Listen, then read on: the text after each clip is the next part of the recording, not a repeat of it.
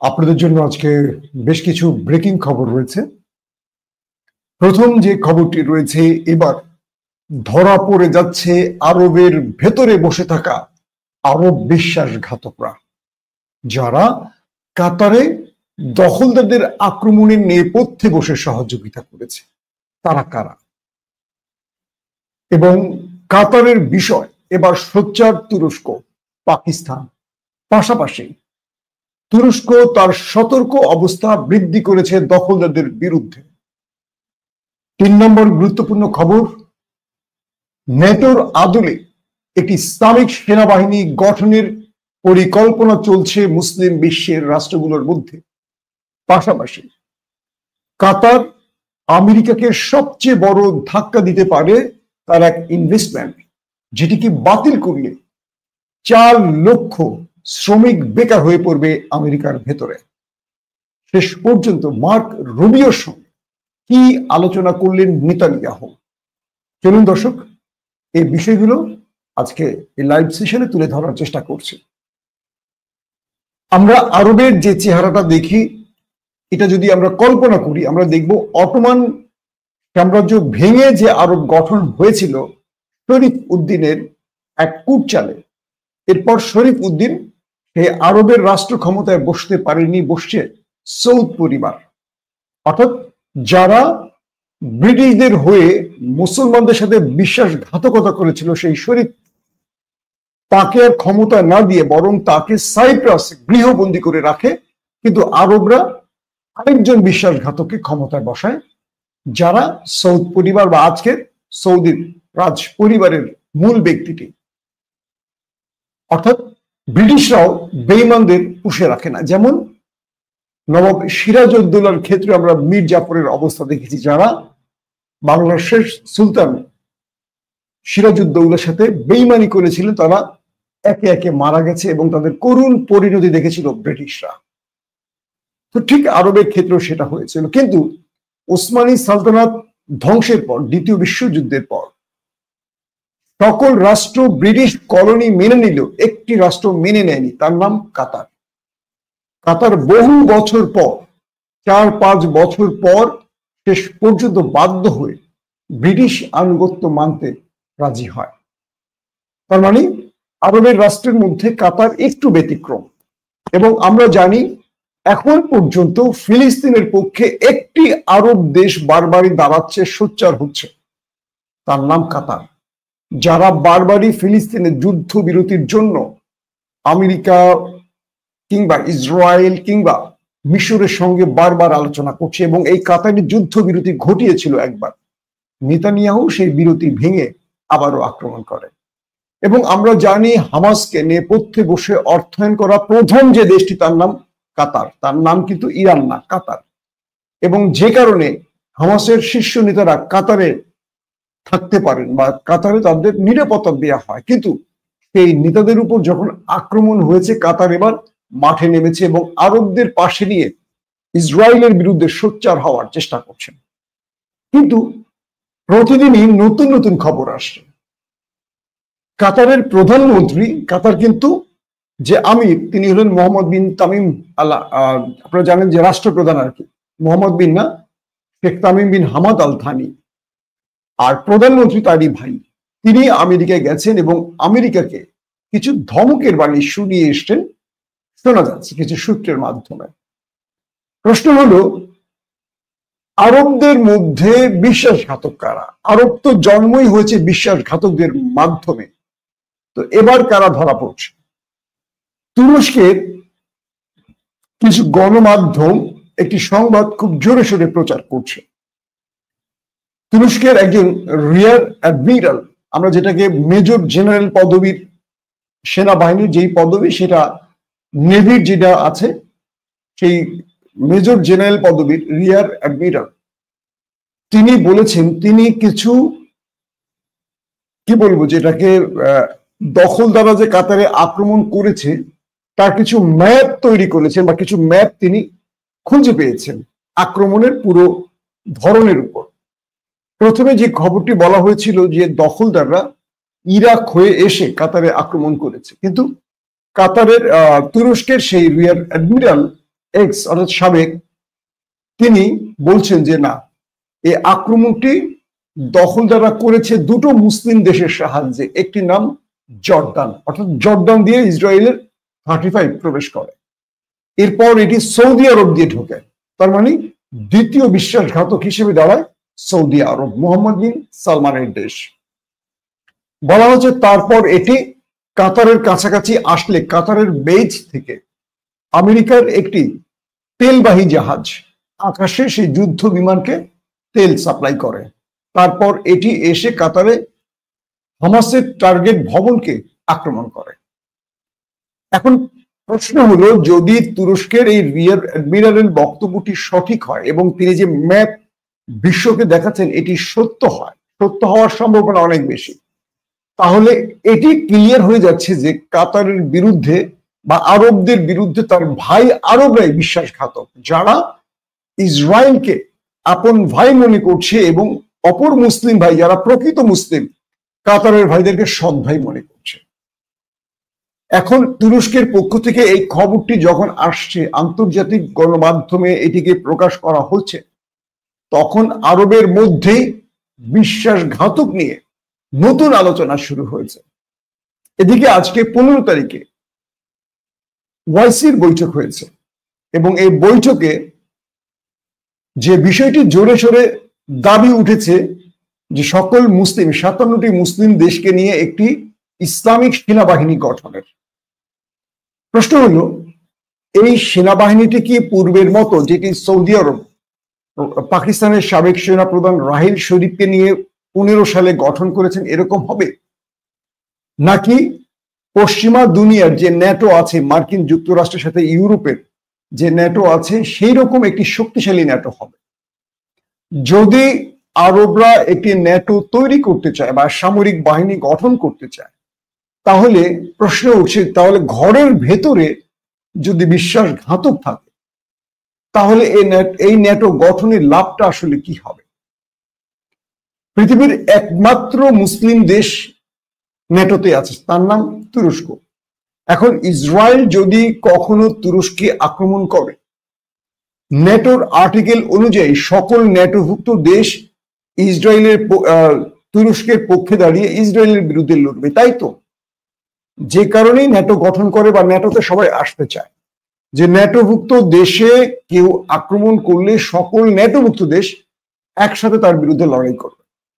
কিন্তু ইসরায়েল যদি তুরস্কে অ্যাটাক করে, আমেরিকা বা ইউরোপের যে ন্যাটো দেশগুলো রয়েছে তারা কি তুরস্কের পক্ষে দাঁড়াবে? এই প্রশ্নটা করেন, উত্তর হলো না।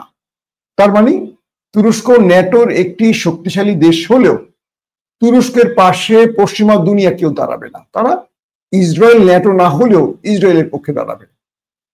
তো এখন বিষয়টা হলো, যখন সৌদি আরব কিংবা জর্দান তাদের আকাশ সীমা ব্যবহারের অনুমতি দেয় ইসরায়েলের যুদ্ধ বিমানকে, এবং সেই যুদ্ধ বিমান কাতারে এসে আক্রমণ করে তার সার্বভৌমত্বের উপর আঘাত করে যায়, তাহলে আমরা কি বলবো? যে কাতারের প্রতিবেশী আরব ভাইরাই তাদের সাথে বিশ্বাসঘাতকতা করেছে, এই তো? তাহলে ওয়াইসি কেন অকার্যকর? তাহলে ইসলামিক সেনাবাহিনী যেটি রাহিল শরীফকে নিয়ে আরোপ করেছে এটি অকার্যকর কেন আমরা বুঝতে পেরেছি। এবং প্রশ্ন হলো, ইসলামিক ন্যাটো যেটি আমরা বারবার শুনতে পাচ্ছি, এই ইসলামিক ন্যাটো গঠনের পর মূলত কয়েকটি প্রশ্ন তৈরি হয়। আদৌ কি ইসলামিক ন্যাটো বা মুসলিম দেশের যে সামরিক জোট, এই জোট কি আমেরিকার মিত্রদের বিরুদ্ধে লড়াই করার সাহস রাখবে? উত্তর হলো না। কেন না? কারণ এই ন্যাটোর মূল চাবিটা থাকবে আরবের রাষ্ট্রের হাতে, যারা বিশ্বাসঘাতক। এই ন্যাটোর চাবি যদি তুরস্কের হাতে থাকে তবে খেলা জমবে। আপনারা দেখবেন যে ওয়াইসির বৈঠকে যে আলোচনাগুলো হচ্ছে সেখানে তুরস্ক এবং পাকিস্তানকে অনেকটা কোণঠাসা করে রেখেছে আরবরা, অথচ এই পাকিস্তান এবং তুরস্ক এই মুহূর্তে পৃথিবীর মুসলিম দেশগুলোর মধ্যে সবচেয়ে সামরিক দিক থেকে শক্তিশালী, কিন্তু এদেরকে দুর্বল করে রাখা হয়েছে। তুরস্ক বারবারই আরবদেরকে বিভিন্নভাবে বোঝাচ্ছে যে তোমরা আসো আসো, আমরা একটা জোট করি এবং আমরা দখলদারদের বিরুদ্ধে একটা মুসলিম শক্তি তৈরি করি।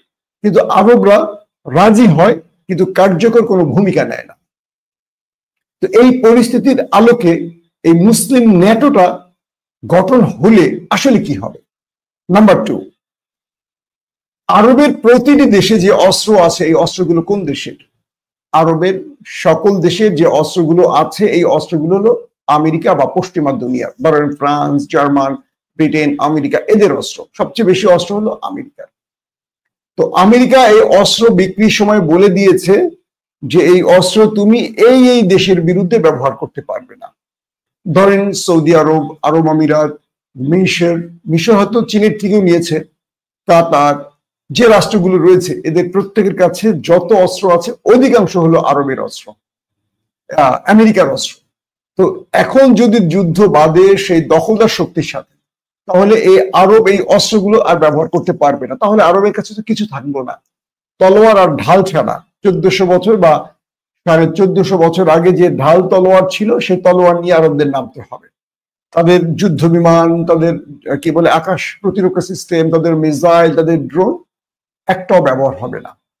আপনাদের জানা উচিত যে গাদ্দাফি, যিনি আমেরিকা থেকে প্রচুর অস্ত্র কিনেছিলেন, যখন ন্যাটো তার উপর আক্রমণ করে তিনি আকাশ প্রতিরক্ষা সিস্টেম ব্যবহার করতে গিয়ে যখন দেখলেন যে একটিও কাজ করছে না, অর্থাৎ আমেরিকা অটোমেটিক তার কিলার সুইচ যেটা দিয়ে অপারেশন করলে আমেরিকার কাছে কিন্তু সেই সফটওয়্যার থাকে, আমেরিকা নিজের দেশে বসে আকাশ প্রতিরক্ষা সিস্টেম বন্ধ করে দিয়েছে।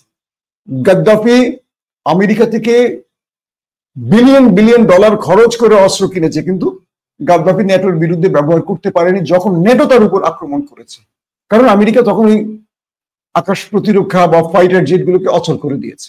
তাহলে আমরা আমেরিকা থেকে যে অস্ত্রগুলো কিনি এটা মুসলিম দেশগুলোর জন্য কি পরিমাণ ভয়ঙ্কর বুঝতে পেরেছেন?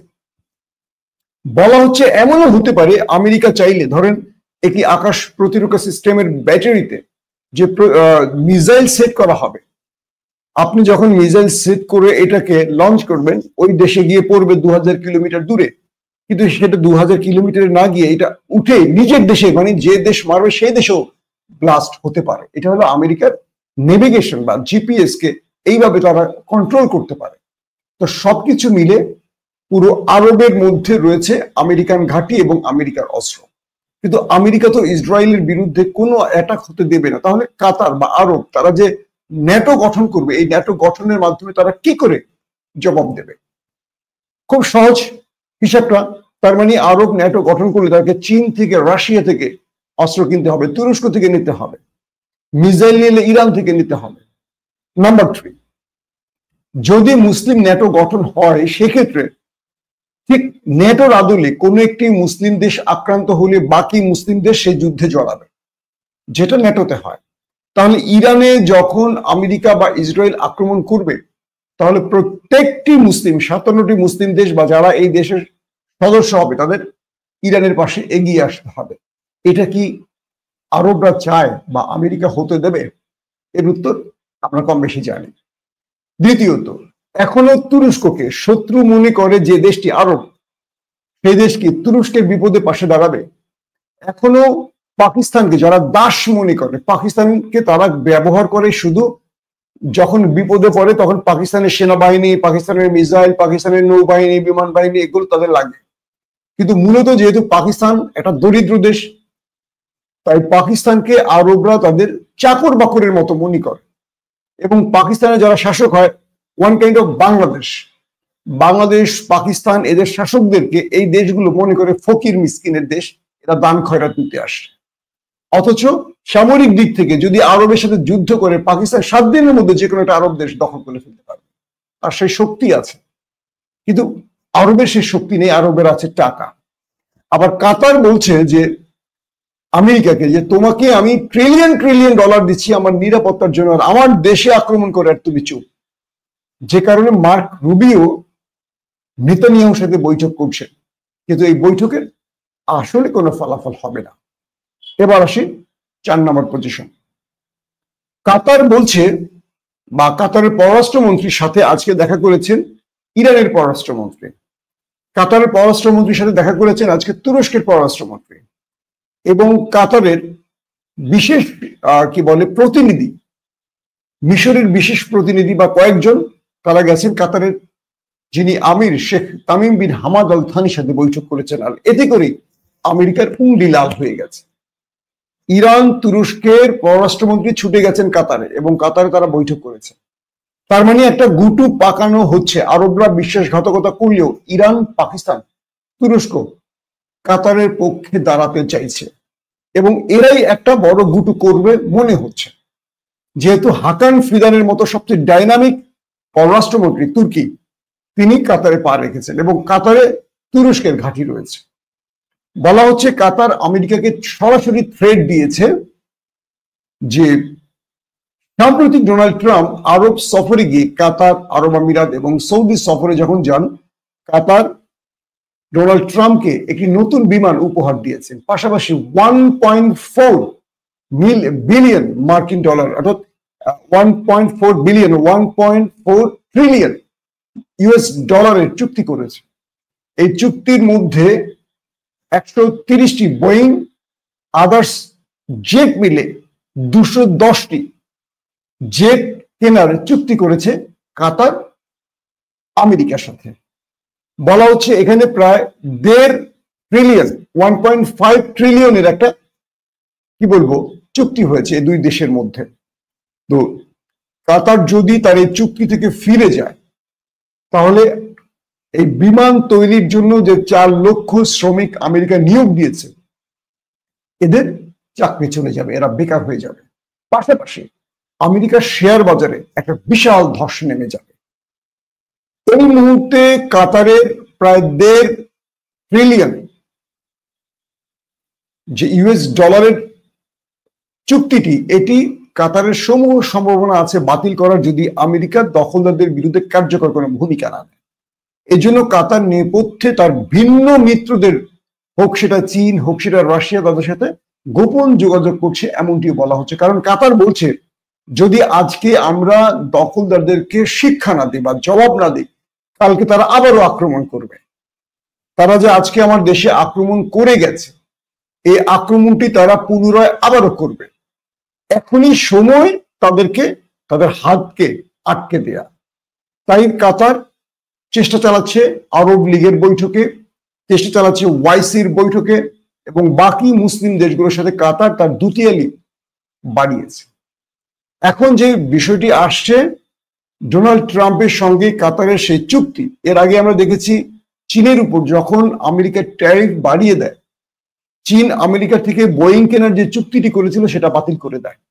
পরবর্তী দ্রুত আমেরিকা সেই ট্যারিফ কমিয়ে দেয়, ডোনাল্ড ট্রাম্প ট্যারিফ কমিয়ে নিচে নিয়ে আসে।